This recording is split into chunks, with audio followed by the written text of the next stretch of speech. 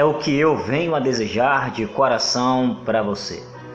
Neste momento tão especial, neste momento tão bacana, tão bom, tão agradável, quero eu estar a compartilhar com você, porque algo novo há de acontecer na história da sua vida.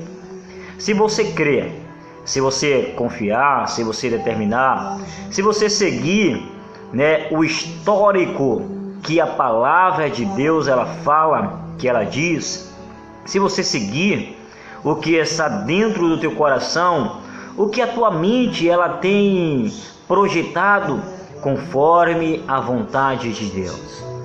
Querido, neste momento estou eu aqui para te desejar sucesso. Mas antes do sucesso, antes de tudo, convidar você a abrir a sua mente, a você assimilar no seu coração algo que sem ele não adianta de nada. Sem ele não tem caminho, sem ele não tem histórico, sem ele não tem projeto, sem ele não tem sentido, que é a presença de Deus. Nesse momento eu quero te convidar a estar abrindo a tua mente, ao teu coração, para que você possa refletir. Querido, a vida não só é de adrenalina. Querida, a vida não só é do corre-corre. Tem que ter o planejamento. Você tem que parar, você tem que respirar, você tem que raciocinar, tem que pensar, projetar antes de tomar quaisquer que sejam as decisões. Antes de você prosseguir naquilo que você tem arquitetado, aquilo que você tem jogado, colocado em sua mesa e planejado. Antes de tudo, você tem que refletir. Você tem que analisar, fazer uma autoanálise de tudo. Como é que está a sua vida? O que é que você está fazendo de bom, de ruim, de certo ou de errado? Faça uma autoanálise da sua vida e depois você tome as melhores decisões, fazendo as melhores escolhas. Querido, você tem que ser uma pessoa, estou voltando a esta palavra, este conselho anterior que eu falei, de você parar, de refletir, de analisar, de ter calma, paciência antes de tomar as decisões para todas as pessoas. Mas agora chamo a atenção de você que é cidadão dos céus, você que é cristão, você que tem um voto com Cristo e com Deus, para que você possa ser nesses dias tão difíceis, nesses dias tão cruéis, que você possa, querido, querida, ser de grande exemplo, que você possa dar exemplo, que você possa verdadeiramente ser como Jesus falou, luz do mundo e sal da terra. Luz, ela tem que brilhar, simplesmente ela tem que brilhar. O sal não tem outra, tem que dar gosto. O que é que eu entendo como isso, irmão? Ou você pode me explicar melhor, porque eu não estou compreendendo qual é este significado da luz e qual é este significado do sal. Aí vou trazer você para a palavra de Deus daqui a pouco, para fechar com chave de ouro e você ter um dia com excelência. A luz, se você andar em trevas, se você andar na escuridão, certamente você terá tropeço, certamente você poderá cair em buraco, certamente você poderá bater com a sua face numa parede, numa rocha, num poste e se arrebentar todinho. Você tem que ter a flexibilidade, você tem que ver, você tem que ter a visão da luz para que você possa, com a sua boa visão, enxergar. Porque não existe uma boa visão com excelência se não for o auxílio da luz. Você pode ter uma boa visão, você pode ter um alto alcance com a tua vista, mas se você não tiver a luz para te auxiliar, a tua visão não te ajudará, porque no escuro não há como enxergar. Então, querido, a luz que Cristo se refere é a sua presença, é a luz do bom senso, é a luz da consciência, é a luz do temor, é a luz da obediência, é a luz do grande exemplo, é a luz que faz com que alguém possa enxergar em você futuro, que possa enxergar em você a grande majestade divina e a grande excelência de Deus. A luz é aquela que alguém está em trevas ou ela mesma está vivenciando as trevas e ela possa enxergar em você algo diferente, algo magnífico e maravilhoso, e nela vir o segundo tópico, que é justamente o sabor, o sal da terra, ou seja, ela vê em você a excelência, o grande exemplo, o brilho, e ela passar a enxergar agora e ter o gosto, a vontade, a necessidade de transformação e de mudança, ou seja, espelhando-se em você, ela vendo em você através da luz, ela passar a desejar uma vida semelhante à sua, como grande exemplo dela, ela passar agora a detestar a sua vida atual, a sua vida anterior, e buscar a ter uma novidade de vida como a sua está tendo. Então, querido, ser luz do mundo é brilhar no meio das trevas, e ser sal da terra é dar gosto, ou seja, é alguém olhar para você e dizer: eis ali um homem de Deus, eis ali verdadeiramente uma mulher, uma divina, uma santa mulher de Deus. É você deixar uma boa impressão, é você impressionar as pessoas com as tuas atitudes, com a tua forma, o teu modo de viver agradavelmente ao coração da sociedade, ao coração daqueles que te observam, porque você é coberta por uma tão grande nuvem de testemunhas, que eu quero que você acorde e que você desperte para essa grande verdade.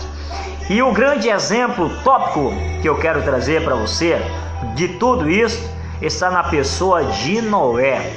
Noé, antes de ser escolhido por Deus para a construção da grande arca que salvaria ele e a sua família e todos os animais conjuntados em pares que Deus selecionou, Noé, ele tinha um grande caráter, ele tinha um grande testemunho esse que Noé tinha, que comoveu os céus, chamou a atenção de Deus, e o próprio Deus o testemunhou. Você não acredita? Deus se agradou do caráter de Noé, Deus se agradou da personalidade de Noé, do brilho de Noé, da pureza do seu coração, da sua mentalidade, da sua forma de pensar em visão das coisas que ele via na sua época, da idolatria, da feitiçaria, da prostituição, da fornicação, de tantos o caos que acontecia em seu redor. Noé observava e enxergava de uma forma diferente de todos os demais homens. O coração de Noé se indignava por cada ato que ele via de injustiça, por cada situação que ele testemunhava. A sua alma gemia de tão grande revolta, e a sua forma de viver tão boa, tão pacata, tão digna, tão leal, tão maravilhosa, tão resplandecente quanto a luz, tão gostosa quanto o sabor do sal, assim agradou ao coração de Deus. E Deus, aqui em Gênesis 6 e 8, encerrando no 9, Deus testemunha do próprio homem de bom coração, de caráter disciplinado, chamado Noé. E diz assim a palavra do Senhor: porém Noé achou graça diante do Deus vivo de Israel. Porém Noé achou graça diante do Senhor, diz a palavra no versículo 8. Por que ele achou graça diante de Deus? Noé achou graça diante de Deus porque ele foi a diferença no meio de uma sociedade, em meio a uma nação, em meio a uma população podre e corrompida e perdida pelo pecado. Independente de nossos dias de hoje, que é na mesma semelhança da época de Noé, na época do grande dilúvio, a nossa vida hoje não está tão diferente daquela que presenciou o próprio Noé. Mas diferentemente de Noé, eu e você não tem sido o grande exemplo que Deus queria estar a observar. Não tem sido a grande figura de caráter, disciplina, coração puro, uma pessoa de bom testemunho, resplandecente com a luz divina em sua face e em seu viver. Não tem sido essa pessoa exemplar para que Deus possa, além de manter sua presença, além de ser conosco, nos testificar em grande testemunho de orgulho de um pai amoroso que está tendo orgulho do seu filho, da sua filha, em meio ao caos, em meio aos horrores, dando exemplo, sendo a própria referência de Deus, assim para comover o coração de Deus a testificar, a testemunhar, a se alegrar conosco, como aqui se alegrou com Noé.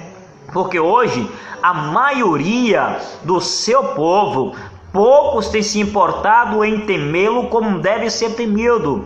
Poucos têm se importado em obedecer a palavra de Deus como deve ser reverenciada, temida e obedecida, porque é a voz de Deus, é a palavra de Deus que tem todo o poder. Então aqui a palavra diz que Noé, porém, achou diante de Deus graça, ou seja, porém Noé achou graça diante de Deus. Deus se agradou da forma de viver de Noé, Deus se agradou de Noé e hoje Deus quer se agradar de ti.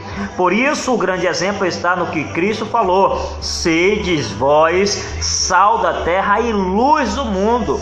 Jesus falou isso, porque aí está a grande chave para que você seja agradável não somente a Deus, mas também aos homens. Não somente diante dos olhos de Deus, mas também diante dos olhos de todos que te observam. Porque vós é cercado, assim como eu, por uma tão grande nuvem de testemunhas, que até um ai, um mau pensamento, uma atitude, alguma situação que você venha fazer, pensar ou falar, você está sendo observado. E independente do que você faça, do que você pense, do que você haja ou que esteja a fazer, você está sendo observado. Aí talvez você diga em seus pensamentos: mas o que é que eu me importarei com isso? Quem é que pode estar se intrometendo na minha vida? Ninguém tem nada a ver com isso, mas você tem que ser, conforme a Bíblia diz, um grande exemplo. Você tem que ser, conforme a Bíblia diz, a luz e o sal da terra. Então você tem que se importar sim, não pelo que o povo ou por quem quer que seja, que esteja ali observando, que esteja ali espionando, que esteja totalmente falando ou deixando de falar da sua vida. Mas você tem que se importar por Deus, porque você tem que dar um bom testemunho pelo grande nome que você carrega sobre a sua vida. Seguindo no versículo 9, diz aqui: eis agora o testemunho que eu falei, a história de Noé. Noé era homem justo, ou seja, com ele não havia injustiça, com ele não havia esse negócio de alisamento, de passar a mão por cima, de dar um jeitinho, de conversar aqui, conversar acolá, dar uma enroladinha. Com ele era sim, sim, não, não. Justo é justo, certo é certo. Doa em quem doer. Não tinha esse negócio de outras situações, de outras saídas. Era um só caminho que Noé seguia, e era o caminho da obediência, o caminho do temor, da reverência, o caminho de ser leal, da lealdade. E dizia assim a palavra de Deus, e diz assim a palavra de Deus: e Noé era justo, um homem justo e íntegro entre os seus contemporâneos. E a parte B deste versículo, que é o final, que muito me alegra, que eu quero que você ouça e que você possa pensar e guardar no seu coração. E diz aqui no final: Noé andava com Deus. Vamos ler ele completo e finalizar com chave de ouro. Eis a história de Noé. Noé era homem justo e íntegro entre os seus contemporâneos, ou seja, entre os seus familiares, seus amigos, a geração da época. E Noé andava com Deus. Escutou bem? Você tem andado com quem? Tem certeza? Não, irmão, eu tenho andado com Deus. Será? É verdade isso que você acabou de pensar aí? Você tem andado com quem?